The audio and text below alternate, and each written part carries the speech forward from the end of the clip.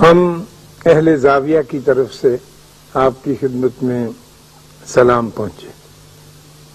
ان دنوں میرا پوتا وہ بڑا ہو گیا تو عجیب عجیب طرح کے سوال کرنے لگا۔ ظاہر ہے ان کو بڑا حق پہنچتا ہے سوال کرنے کا۔ تو اس کی ماں نے کہا کہ تمہاری اردو بہت کمزور ہے تو تم اپنے دادا سے اردو پڑھا کرو۔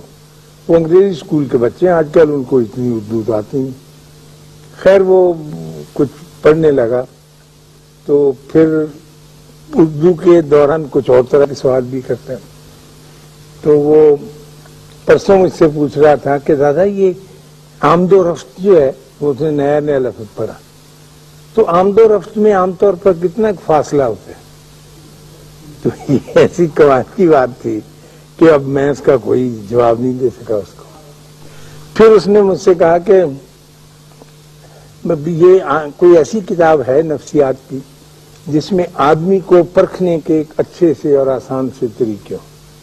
تو میں نے کہا کہ بھئی آدمی کو پرکھنے کی تمہیں کیا ضرورت؟ اس نے کہا پتہ چلے کہ مد مقابل کیسا ہے، کس طرز کا ہے، جس سے میں دوستی کرنے جا رہا ہوں یا جس سے میری ملاقات ہو رہی ہے، میں اس کو کس ٹچ سٹون پر، کس کسوٹی پر، کس لٹمس پیپر کے ساتھ چیک کروں۔ تو میں نے کہا میں تو سمجھتا ہوں کہ ان کو چیک کرنے کی ضرورت نہیں ہے، لیکن اگر تم چاہتے ہی ہو تو ظاہر ہے نفسیات کے علم میں بہت ساری ایسی کتابیں کہ how to understand people, how to check human beings بے شمار ہیں، لیکن وہ ساری کی ساری جو ہیں وہ اتنی ٹھیک نہیں جتنی عام طور پہ سمجھی جاتی ہیں۔ ہماری استاد تو ہماری تائی تھی، وہ میں نے پہلے بھی اس کے بارے میں آپ لوگوں کو بتایا ہے، لیکن آپ میں سے شاید بہت سے لوگ نئے ہوں تو ان کو پتہ نہ ہو۔ وہ ہمارے گاؤں میں اسے ہم تائی کہتے تھے اور سارا گاؤں ہی اسے تائی کہتا تھا، بڑے بھی اور چھوٹے بھی۔ تو وہ ہمارے ایک بہت بزرگ تیلی تھے جو فوت ہو گئے تھے میری پیدائش سے پہلے، ان کی بیوہ تھیں۔ تو تائی ہماری تیلن تھی، تیل نکالتی تھی اور کچی گھانی کا خالص سرسوں کا تیل بیچتی تھی، سارے گاؤں والے اس سے تیل لیتے تھے۔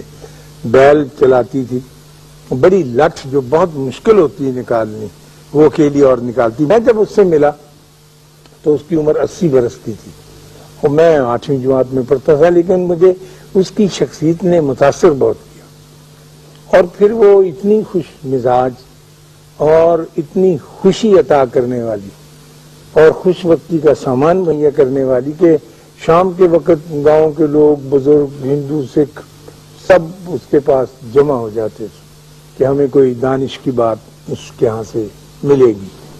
اور ایک طرح سے یوں سمجھیے کہ اس کا گھر کافی ہاؤس تھا جس میں ذہین سمجھدار لوگ اکٹھے ہو جاتے تھے۔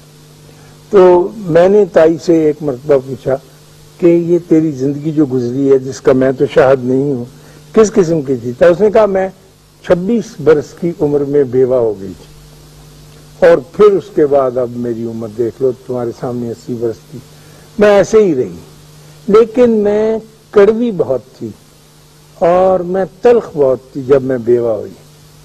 میں خدا پہ بھی تنقید کرتی تھی، حالات پر بھی، وقت پر بھی، لوگوں پر بھی، اور وہ میری کڑواہٹ میں مزید اضافہ ہوتا رہتا تھا اور میری شخصیت کو وہ سکون نہیں ملتا تھا جس کی میں آرزو مند تھی۔ لیکن میں ہر بندے کو اچھی طرح سے کھڑکا دیتی تھی اور وہ شرمندہ ہو کر اور بیچارہ گھبرا کر میرے یہاں سے رخصت ہوتا تھا۔ تو میں نے ایک روز یہ فیصلہ کیا، اب اس میں اللہ نے فیصلے کی بڑی صلاحیت دی تھی کہ اگر مجھے آدمیوں کو سمجھنا ہی ہے، اگر مجھے ان کی روحوں کے اندر گہرے طور پر اترنا ہے، تو میرا سب سے بڑا فرض یہ ہے کہ میں ان پر کرٹیسزم کرنا، تنقید کرنا، نکتہ چینی کرنا چھوڑ دوں۔ جب آپ کسی شخص پر نکتہ چینی کرنی چھوڑ دیتے ہیں، اس پر تنقید کرنی چھوڑ دیتے ہیں، اس میں نقص نکالنے چھوڑ دیتے ہیں، تو وہ آدمی سارے کا سارا آپ کی سمجھ میں آنے لگتا ہے اور ایکس رے کی طرح اس کا اندر اور باہر کا وجود آپ کی نظروں کے سامنے آ جاتا ہے۔